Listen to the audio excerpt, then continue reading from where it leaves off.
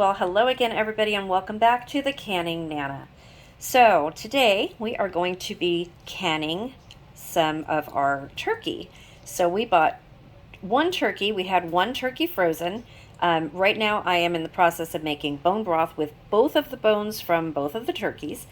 And I've got the breasts and the legs in here from the fresh turkey. All the rest of the leftover meat is in the pot making bone broth for that. That's a separate video and it's up right now. So I'm going to show you how to raw pack turkey. Very, very simple. One of the basics of canning for beginning canners, one of the easiest things to do is meats. And that's because raw packing your meat, all you have to do is put it in the jar. You just have to make sure that you have the headspace correct at 1.5 inches, 1.25 to 1.5 inches is what's recommended now. It used to be 1 inch, but they've upped it for chicken, and I'm going to follow the same procedure for turkey since it's poultry, because of all the juices and the bigger chickens that we have now. So they've increased the headspace to 1.5 inches for chicken, and that's because the chicken makes a lot of broth. And if you don't have that extra headspace, you're going to run the risk of a failed seal because of all of the grease coming out of your jars and siphoning as well. So we don't want either one of those things, so we're going to follow the procedures as outlined, and they're very, very simple. Whenever I'm teaching canning to beginners, pressure canning, one of the first things I do is teach them how to do meat. And it's because it's so simple. And I'm going to show you the process right now. First, I'm going to be cutting my turkey up, getting it off of the legs right here, and cutting up these breasts so they'll fit into my quart jars that I'm going to be using. And I'm going to be using wide mouth quart jars.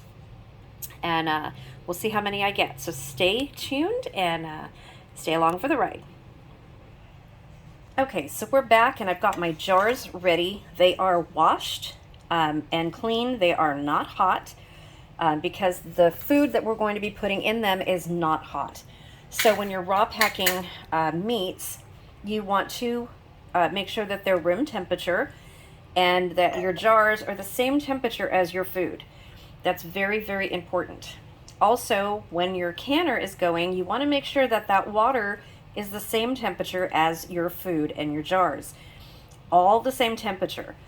So the reason that we do that is because if you put cold food into a hot jar and a hot canner, you're going to probably lose the bottom of your jars. They're going to bottom out on you. Not so much, it's not going to explode, and the lids are probably not going to pop off, but as a safety mechanism, the bottoms of your jars will pop off. I have had that happen to me in the very beginning when I was learning canning, not in a pressure canner, but in a water bath canner. I did it several times with pickles and a couple times with tomatoes when I was first learning 34 years ago. So take it from me, okay? You want everything the same temperature. So to get my canner ready, I've got my pressure canner here and I'm just using my Miro. I don't want to drag out the All-American, and I'll go into detail about why I can't pick that up right now in another video. But I've got 3 quarts of water in my canner and about 3 tablespoons of vinegar. And the vinegar is to prevent hard water deposits, or your jars, when you take them out, you get that white powdery substance on your jars.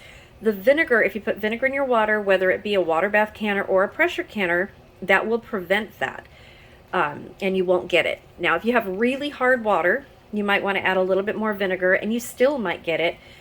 Here at the beach, at least twice a year, even if I add a 1/4 cup of vinegar, which I know sounds like a lot, but it's really not for here.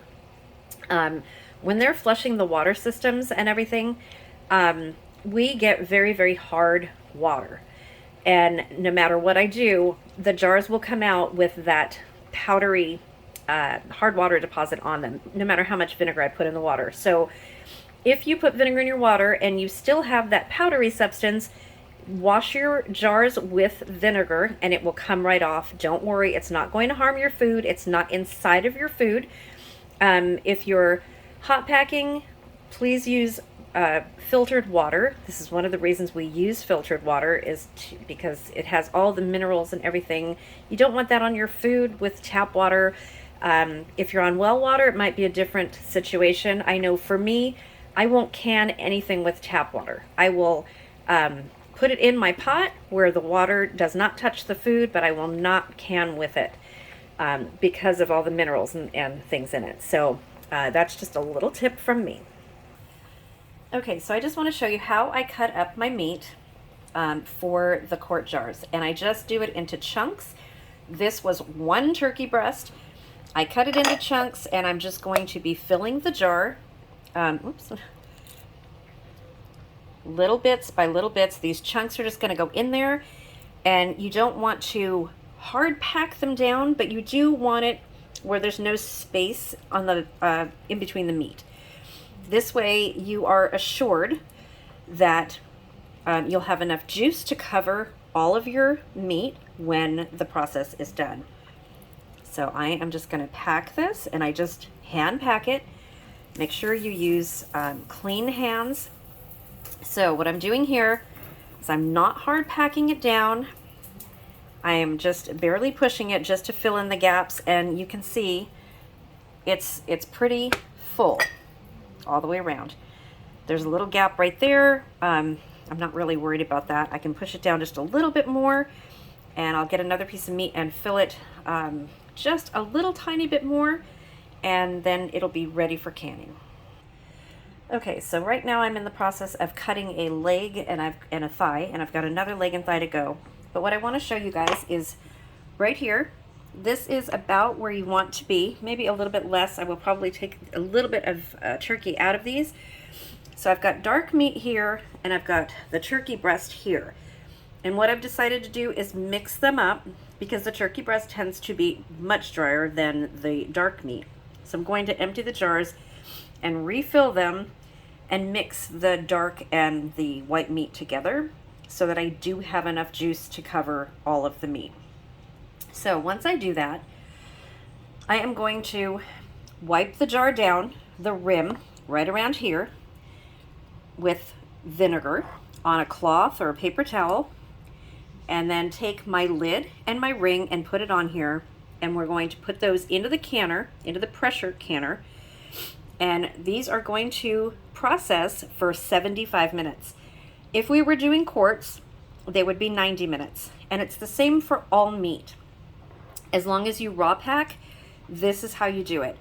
Hot packing is a different process. I will show you guys later on, or you can go back and search in my videos. I do have raw pack and hot pack meats. I do both, but I prefer the raw pack method. It's just so much easier.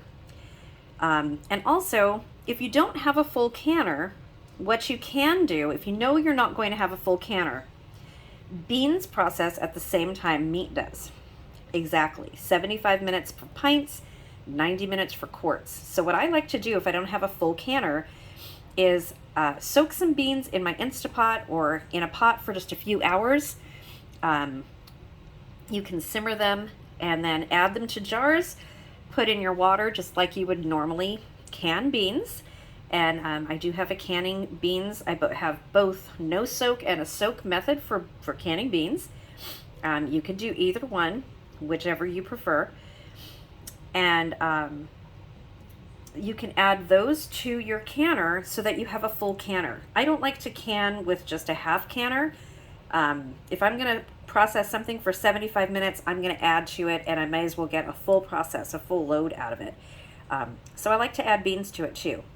So I probably am not going to do that today because I don't have time and I didn't soak beans or anything previous to this. So, but next time I will. So I will fill these jars and then take you along and let you know what it looks like. Okay, so this is what I got out of all the turkey. Not very much, 4 jars, and the rest of the bones and the meat that I could not get off the legs all went into the pot with the bone broth in it. So I'm taking this, this is vinegar. I'm going to start wiping off my rims. And you can see how this is about 1.5 inches down on all of the headspace. I think you guys can see that. So I'm going to wipe the rims because I was touching all the jars. And even if you don't think you got any food on the rims, you always want to wipe them anyway, because if you touch the jars, oils from your fingers get on there, and you want to do everything that you can to ensure that you get a really good seal. So now that I've wiped the jars down with vinegar, I can go ahead and put my lids on, my rings.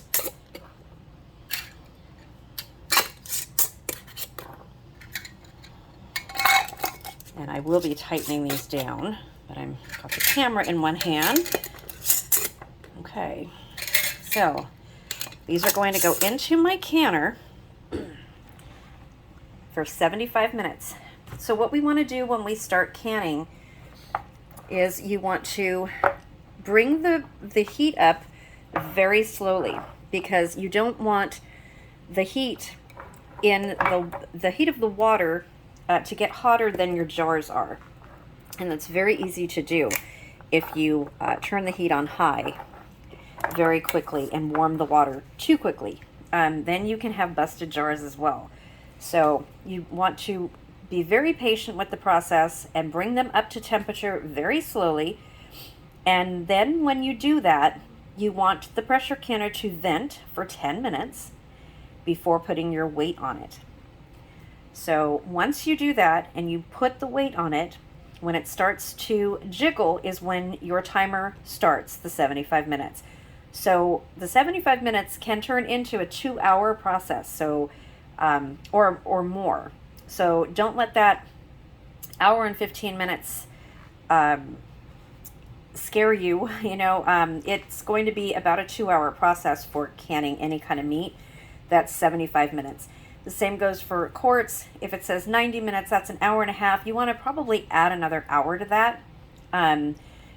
For processing time completed, putting your jars together, cooling your canner down, there's a lot that goes into it. So make sure that when you can, you have a full canner to process. And that's one of the reasons why, is because you're putting in so much time.